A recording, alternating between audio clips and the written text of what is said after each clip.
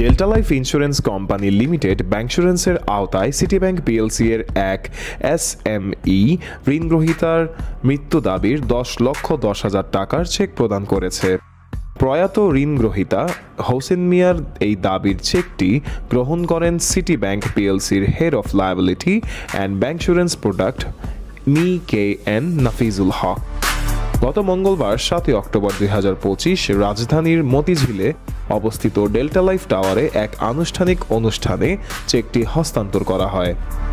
অনুষ্ঠানে guest of honour হিসেবে উপস্থিত ছিলেন ডেল্টা লাইফ ইন্স্যুরেন্স কোম্পানির মুখ্য নির্বাহী কর্মকর্তা সিইও উত্তম কুমার সাধু, FCMO। এ সময় আরও উপস্থিত ছিলেন কোম্পানির consultant Shafiul Alam Khan Chowdhury, deputy managing director DMD Anwarul Haque এবং উভয় প্রতিষ্ঠানের ঊর্ধ্বতন কর্মকর্তাবৃন্দ। অনুষ্ঠানে বক্তব্য রাখেন ডেল্টা লাইফের সিইও উত্তম কুমার সাধু।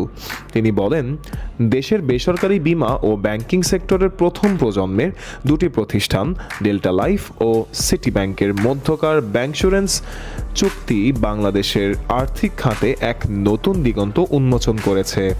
এই অংশীদারিত্বের মাধ্যমে সিটি ব্যাংকের গ্রাহকেরা এখন বিনিয়োগের পাশাপাশি তাদের জীবন ও পরিবারের ভবিষ্যৎ সুরক্ষার নিশ্চয়তা পাচ্ছেন। তিনি আরও আশাবাদ ব্যক্ত করেন, ব্যাংক ও বীমার যৌথ উদ্যোগ ভবিষ্যতে দেশের আর্থিক অন্তর্ভুক্তি ও গ্রাহক সেবার মান উন্নয়নে গুরুত্বপূর্ণ ভূমিকা রাখবে। অনুষ্ঠান শেষে উপস্থিত কর্মকর্তারা প্রয়াত গ্রাহকের আত্মার মাগফিরাত কামনা করেন এবং তার পরিবারের প্রতি সমবেদনা জানান।